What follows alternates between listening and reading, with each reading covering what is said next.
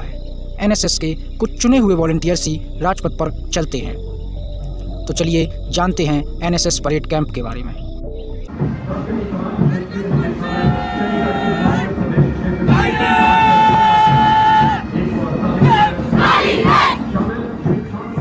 A contingent of the National Service Scheme known as NSS, comprising 148 volunteers.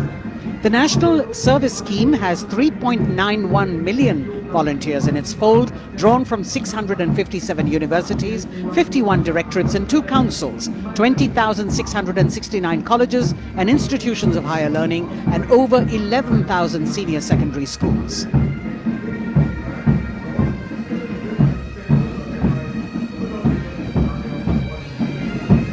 NSS parade camp के लिए selection आपके college level से शुरू होता है। कॉलेज लेवल पर आपको ज़्यादा कुछ नहीं करना होता, क्योंकि आपके टीचर्स को पता होता है कि एनएसएस की वो कौन से वॉलंटियर्स है जिन्हें परेड शिविर के लिए भेजा जा सकता है। इसलिए वो कुछ चुने हुए बच्चों को सिलेक्ट करते हैं और उनमें से जो सबसे बेहतर होते हैं उन्हें सिलेक्ट कर लिया जाता है। अब इन सिलेक्टेड वॉलंटियर्स को यूनिवर्सिटी लेवल पर कॉम्पिटिशन के लिए भेज दिया जाता है। यूनिवर्सिटी लेवल पर आपका एक बड़ा कॉम्पिटिशन होता है, क्योंकि आपके आसपास के सभी कॉलेजों के बच्चों को यहाँ भेजा जाता है और यूनिवर्सिटी लेवल पर आपका सिलेक्शन होता है। यहाँ यह देखा जाता है कि आपको उन नॉर्मल चीज़ों का ज्ञान है या नहीं, राजपथ पर चलने के लिए आप कितने तत्पर हैं और आप 1 महीने तक वहाँ टिक पाएंगे या नहीं। इन सब चीज़ों को ध्यान में रखते हुए आपका सिलेक्शन किया जाता है और यूनिवर्सिटी लेवल पर सिलेक्शन होने के बाद आप फाइनल हो जाते हैं कि आपको परेड कैंप के लिए जाना है और फिर आप सिलेक्ट हो जाते हैं। एनएसएस के परेड कैंप में जाने के लिए आप में कुछ काबिलियत का होना बहुत ज़रूरी है। जैसे आप कल्चरल प्रोग्राम में बहुत अच्छे होने चाहिए, कोई एक ऐसी एक्टिविटीज़ जो आप बेहतर तरीके से कर पाएँ और जिसे आप स्टेज पर कर सकें। आपको अपने कल्चरल और अपने कल्चर का बहुत बारीकी से ज्ञान होना चाहिए और आपको सेना के बारे में भी थोड़ी बहुत जानकारी होनी चाहिए, जैसे सैल्यूट कैसे करते हैं, राजपथ पर चलने के लिए आप तैयार हैं और वहाँ इन सब एक्टिविटीज़ को ही देखा जाता है और इसी आधार पर आपका सिलेक्शन किया जाता है। जैसे ही आपका यूनिवर्सिटी लेवल पर सिलेक्शन होता है तो आपको बता दिया जाता है कि आपको किस दिन निकलना है और फिर आप परेड कैंप के लिए रवाना होते हैं। पूरे देश से लगभग 200 एनएसएस के वॉलंटियर्स को चुना जाता है जो एनएसएस के परेड कैंप में जाते हैं और सभी लोग दिल्ली पहुंचते हैं। यह कैंप दिल्ली में ही लगाया जाता है और जहां 1 जनवरी से 31 जनवरी तक यह कैंप चलता है। यहां आपकी ट्रेनिंग भी होती है और आपको सारी एक्टिविटीज़ कराई जाती हैं जो कि 26 जनवरी के लिए आपको तैयार करते हैं। दिन में आपकी ट्रेनिंग होती है और रात को आपको कल्चरल प्रोग्राम कराए जाते हैं। सभी स्टेट के वॉलंटियर्स होते हैं जिनमें सभी स्टेट्स को अपना कल्चर प्रोग्राम दिखाने का मौका मिलता है। यहाँ पर पूरे देश भर से वॉलंटियर्स होते हैं, 200 स्टूडेंट्स जो पूरे देश की मिलीजुली संस्कृति से आते हैं और एक दूसरे को जानते हैं और पहचानते हैं। अपनी संस्कृति को दूसरे स्टेट के वॉलंटियर्स के साथ साझा करते हैं और उनकी संस्कृति को सीखते हैं। यहाँ सभी को दिन भर ट्रेनिंग दी जाती है और रात को कल्चरल प्रोग्राम करने का मौका दिया जाता है। यहाँ आपको अपने स्टेट की संस्कृति को दिखाना होता है, जैसे आपके लोक नृत्य हों, लोकगीत हों जो आपकी संस्कृति और आपके राज्य से जुड़े हुए होते हैं। यहाँ पर आपको डांस, गीत, संगीत, नृत्य आदि सभी को दिखाने का मौका मिलता है और आप अपनी संस्कृति को खुलकर लोगों के सामने रखते हैं, जिसे पूरा भारत देखता है। 1 जनवरी से पूरे 25 जनवरी तक आप खूब मस्ती करते हैं। दिन भर आपको परेड कैंप के लिए तैयार किया जाता है, जिसमें आपको कड़ी मेहनत करनी पड़ती है और आपकी प्रैक्टिस कराई जाती है राजपथ पर चलने के लिए। यहाँ आपको घुमाया भी जाता है और एक दूसरे की संस्कृति को समझने का मौका भी मिलता है।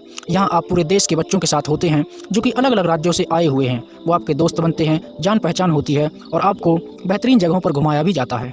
इस कैंप में भी आपको वही सारी एक्टिविटीज़ करनी होती हैं जो आप स्टेट कैंप में करते हैं। उसी तरह के नियम होते हैं और वही कायदे कानून आपको यहाँ मानने पड़ते हैं। बस यहाँ ये बात अलग होती है कि आपको डेली अलग से समय निकाल कर परेड शिविर के लिए तैयारी करनी होती है और उसकी प्रैक्टिस में जाना होता है। जैसे ही 26 जनवरी आती है आपकी प्रैक्टिस पूरी होती है और आपको 26 जनवरी को राजपथ पर चलने का मौका मिलता है। सभी सेनाओं के बीच आप राजपथ पर चलते हैं और अपनी प्रदर्शनी करते हैं। जैसे सभी सेनाएं राजपथ पर चलती हैं उसी तरह एनसीसी भी राजपथ पर चलती है और एनएसएस भी उसी तरह से राजपथ पर चलती है। 26 जनवरी के बाद आपको वहाँ पर और भी रुकना होता है और आप वहाँ के आसपास के स्थानों को घूमते हैं, खूब मस्ती करते हैं, एंजॉय करते हैं और 31 जनवरी को यह कैंप ख़त्म होता है।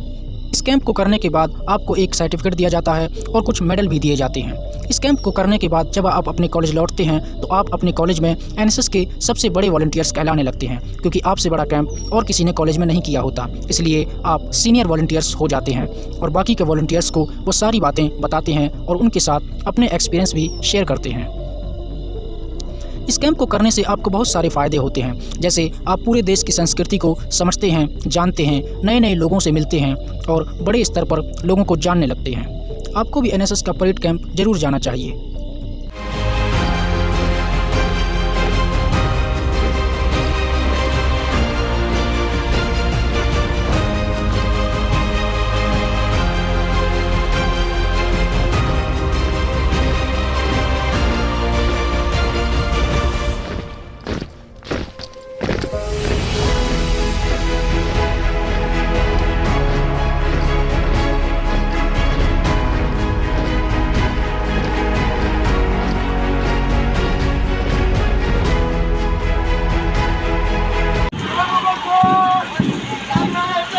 आठवें क्रम पर Rao Madhav higher secondary school का स्काउट दल राहुल कोरी के नेतृत्व में।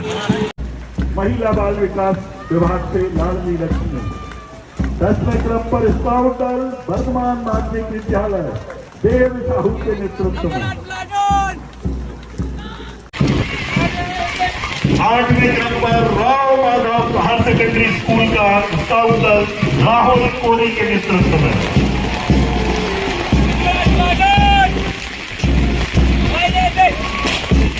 9वें क्रम पर लाडली लक्ष्मी नैना नामदेव के नेतृत्व में।